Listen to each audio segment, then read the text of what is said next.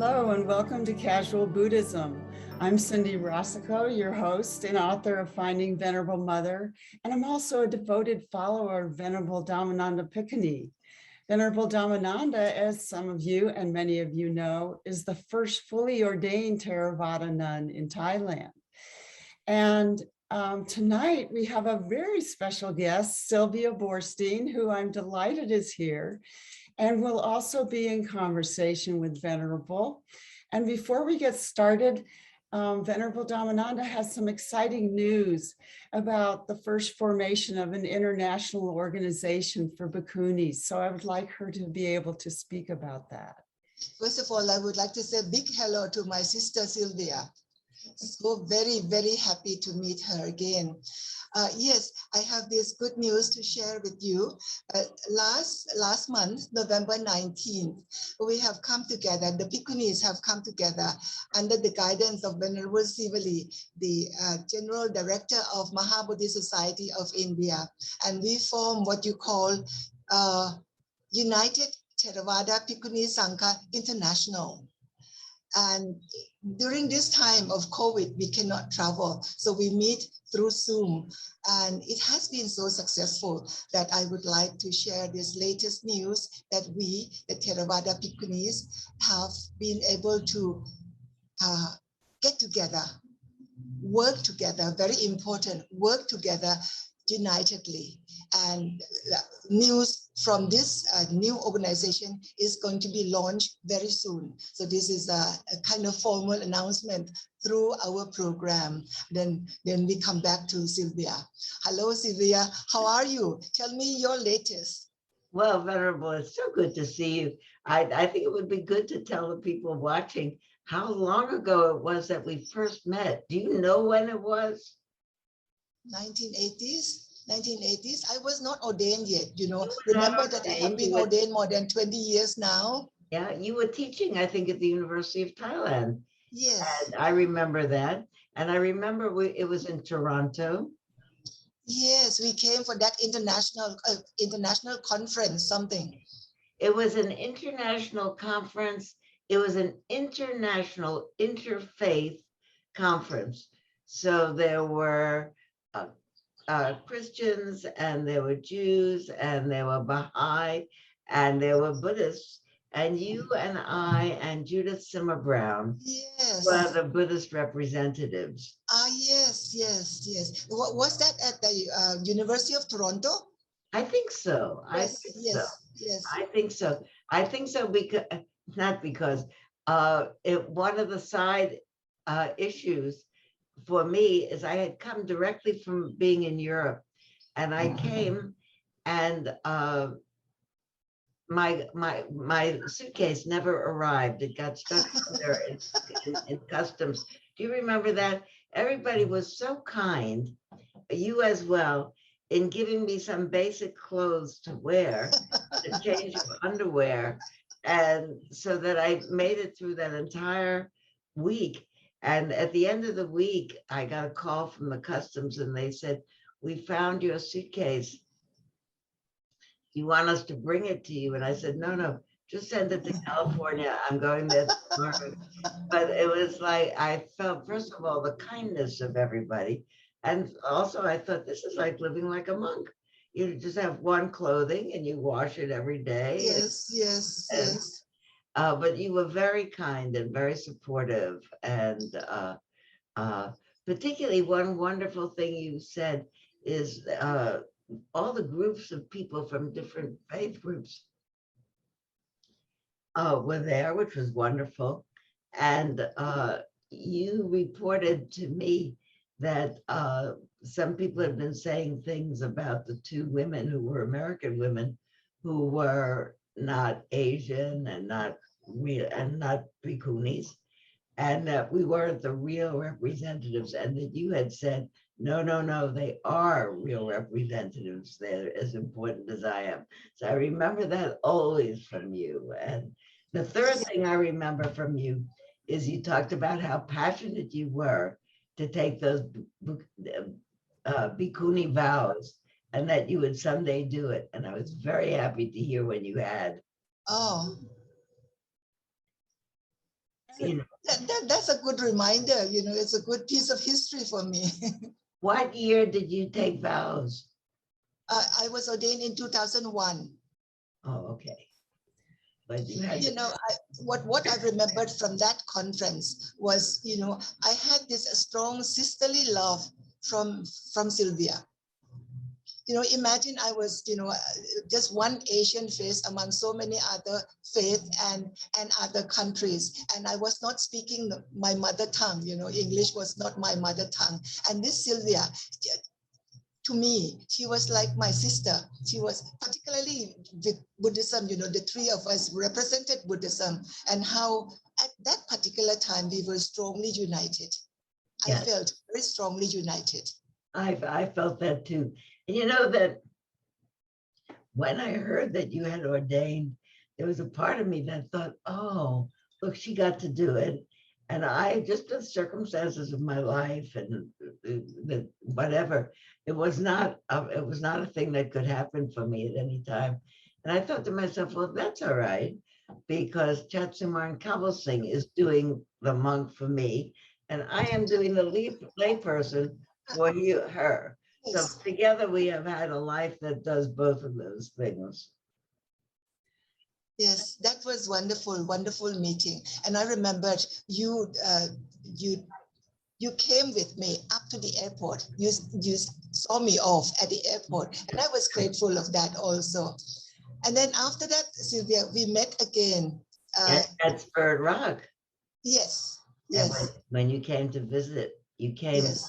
I think, just after we built our new Dharma hall. And yes. yeah, and that was great. It was such a re-inspiration to me and all the people who were there, I think there's an interesting way in which, and I certainly have read it in various people talking about Dharma, one of the importance of having an ordained Sangha is that they represent for all of us the part of us that might want to be an ordained Sangha, yes. and for one reason or another isn't going to be able to get to do it in this life. So that you hold that for places. And every time in a story or something that you read, and then it says, was one of the sights that the Buddha sees and is said to have seen. He said that vision said to him, okay, there's a way to live in the world with a peaceful mind. I'm gonna leave home and do that. So every time since then, I think if you understand that possibility, if one understands that, you see somebody holding that role and you think, look at that. They are, in this lifetime, I'm not doing this, but they're doing it for me. So I'm so happy about it. So wonderful to get that reflection from you. When I went out for alms in my own country, when I went out for alms for the first time, elderly women would come and literally look at me, and they started to cry. And then they asked, could I hold on your robe? Could I touch you? Could I touch the robe? The robe has been removed from women for so long, so many centuries. And this is for the first time that they could actually touch the robe. And what they thought that never happened in their life now actually happened, that they could see with their own eyes. So this image of a woman being ordained, wearing the robe, just like the robe that the Buddha wore himself, it's a big message to the crowd. And I really feel responsible to keep up this image so that they will not be disappointed. Yeah, no, I think it's wonderful. And I wonder if more and more people, when you had that conference recently with bhikkhunis, are more and more people taking robes now? Yes, Sylvia, very happy to report, since my time 20 years ago, more than 20 years ago, now in Thailand, we have at least 285 fully ordained.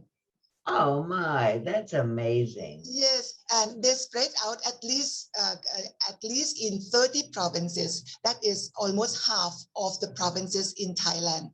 Wow. That's so good. And you were the first. Yes, I was. Of course, my mother was the first, but not in the Theravada, not in Theravada. Yes. I remember that. What a thing. Yes. I have to say for Sylvia, because I've been seeing you for years at Spirit Rock, that you have a joy and a grace and a wisdom about you that maybe I almost want to say is best found in the way that you're doing it. I can see why you maybe have thought about being ordained, but you have such a worldly wisdom that I think it's wonderful that you have been able to actualize and teach so many people. Well, I think it might be helpful for people to know, thank you, that I was 40 years old before I met the Dharma at all. I was not yet. I was 40 years old before I heard about the Buddha, but before I was really introduced to the idea of meditation or reflection or transformation. So I was 40 years old. I had a very large family. Now my family is even larger and larger. I have to imagine this. I have a great grandchild. So that's an amazing heritage. By that time when we met, I had children. And soon after I had grandchildren. And now 20 years later, I have great grandchildren. So by the time that I met the Dharma and I started to realize how much I was in love with it, I remember on particular times on retreats, especially when I loved living with an early bell and getting up and being quiet all day and going through a practice schedule. And I began to have fantasies about, I'll take robes. And then in the middle of the fantasy, I suddenly would have the realization, you can't do that. You have a big family, you have young children, you have a profession, you have clients that you work with, because I'm also a psychologist. You can't do that, too late for that. And then I remember making a deal with myself where I thought to myself, okay, you can't be a monk or a nun because you're not born in that tradition and you have all this encumbrances of family life. But I can be an inside monk. I can take my own vows that I am really going to end suffering in my own mind so that I can help other people end suffering in their minds and in the world without the robes, so that everybody, I have invisible robes, I told myself. So I love it that you have visible robes. I have invisible ones. So. Sylvia, that invisible robe is much more important than the robe that you can see. Until you wear the robe from inside, you cannot really reflect outside. And I promised you, Sylvia, that whatever I do as a bhikkhuni, you are always on my shoulder. That's so lovely. I'd like to think that would really be. We are still working together, Sylvia. Yes. We are still working together. You as my shadow, my wearing the inner robe, and I'm wearing. I hope that I do also wear the inner robe as well as the visible robe. Yeah.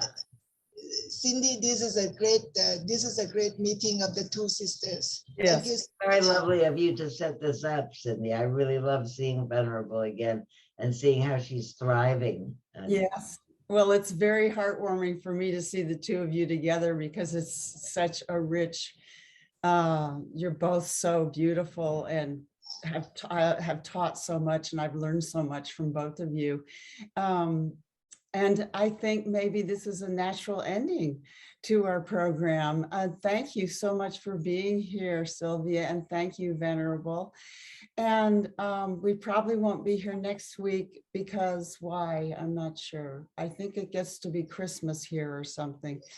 But we will take up again and see you all soon. And thank you all so much for being here and joining us today. So.